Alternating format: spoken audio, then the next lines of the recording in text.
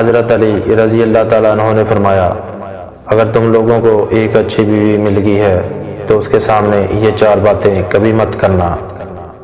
تم نے کبھی بھی اس کے سامنے رونا نہیں ہے، چاہے کتنی بھی تکلیف ہو، پریشانی ہو، چاہے اندر سے کتنے ہی ٹوٹ چکے ہو، لیکن بیوی کے سامنے کبھی آنسو نہیں نکلنا چاہیے، کیونکہ ساری زندگی تمہاری بیوی یہی سمجھے گی یہ مرد بہت کمزور ہے، اپنے جذبات پر قابو نہیں پا سکتا، چھوٹی چھوٹی چیزوں پہ اداس ہو جاتا ہے، لہٰذا وہ تمہیں کمزور سمجھنا شروع ہو جائے گی۔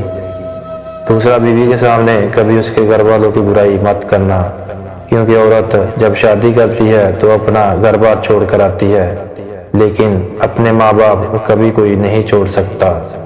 ان کی باتیں، ان کی یادیں وہ تو ہر وقت ساتھ رہتی ہیں، اور کسی کو عزت دینے سے آپ کی عزت بھی بڑھے گی اور آپ کی بیوی کے دل میں آپ کا احترام بڑھے گا۔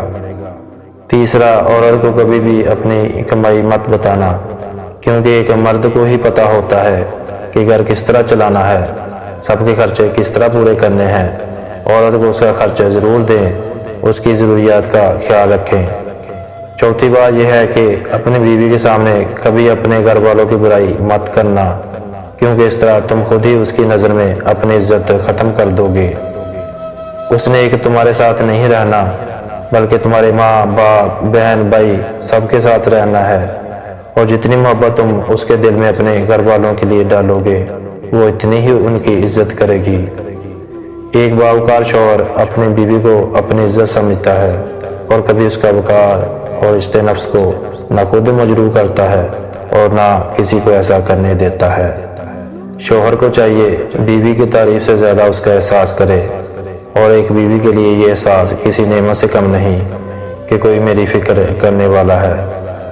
اللہ تعالیٰ نے سب سے پہلے دنیا میں جو رشتہ بنایا وہ میاں بیوی کا تھا، اور پھر سارے رشتے بعد میں بنائے، اور پھر یہ رشتہ تو ہے ہی ایسا کہ کتنی بھی دھوپ چھاؤں آئے اس رشتے میں ایک دوسرے کے بغیر گزارا بھی نہیں۔ باپ کے بعد اچھا شوہر بیوی کے لیے سر کی چھت ہوتا ہے، اس کا مان ہوتا ہے۔ میاں بیوی کا ملنا نصیب سے ہے، اور دونوں کا بسنا برداشت اور قربانی سے۔ دونوں میں ایک اکیلا جتنی بڑی قربانی دے لے اور جتنا مرضی برداشت کر لے، گھر نہیں چل سکتا۔ گھر اسی وقت چلتا ہے جب دونوں اپنے اپنے حصے کا برداشت کریں اور اپنی اپنی خواہشات کی قربانی دیں۔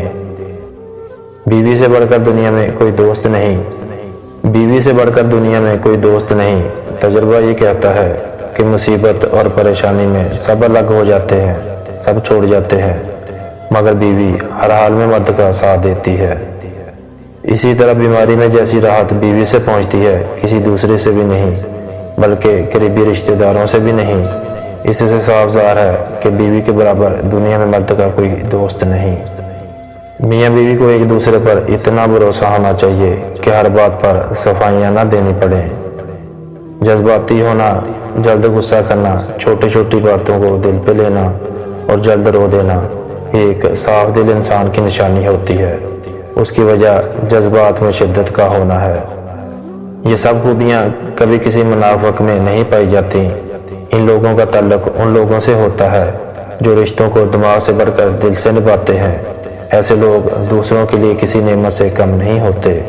حضرت علی فرماتے ہیں، رسول خدا صلی اللہ علیہ وآلہ وسلم ہمارے گھر تشریف لائے، میں اور فاطمہ اکٹھے بیٹھے ہوئے تھے، میں دال مسور صاف کر رہا تھا، تو رسول خدا صلی اللہ علیہ وآلہ وسلم نے فرمایا، اے علی۔ میں نے کہا، یا رسول اللہ فرمائیں۔ آپ نے فرمایا، میری بات غور سے سنو، میں حکم خدا کے علاوہ کچھ نہیں کہتا۔ آپ صلی اللہ علیہ وآلہ وسلم نے فرمایا، جو مرد اپنی بیوی کے گھریلو کاموں میں مدد کرتا ہے تو اللہ پاک اس مرد کے جسم کے ہر بال کے بدلے 1 سال کی عبادت کا ثواب دیتا ہے، جس میں دن کے روزے اور رات کی نماز میں مشغول ہو۔ ہر شخص کا امتحان مختلف ہوتا ہے۔ بظاہر نیک نظر آنے والے لوگ بھی اندر سے ہر وقت شیطان سے لڑ رہے ہوتے ہیں۔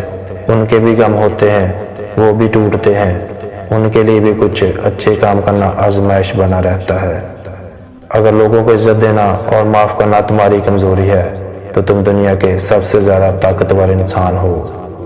کسی کے لیے پردہ، کسی کے لیے زبان کے گناہ کسی کے لیے آنکھ کی خیانتیں اور کسی کے لیے سچ بولنا، ہر شخص کا امتحان مختلف ہوتا ہے۔